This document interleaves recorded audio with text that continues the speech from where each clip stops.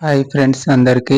ఈరోజైతే మేము బాక్స్ తెచ్చుకోలేదు. సో, పక్కనే సాయిబాబా గుడిలో అన్నదానం చేస్తారు. సో, అందుకోసం బయటికేమెళ్లి తింటామని చేసి అన్నదానం పెడుతున్నారు గదా! వెళ్లి తింటే టెంపుల్‌లో తింటే మంచిదే గదా! అని వెళ్ళనైతే వెళ్తున్నాం. నేను నా ఫ్రెండ్ కలిసైతే.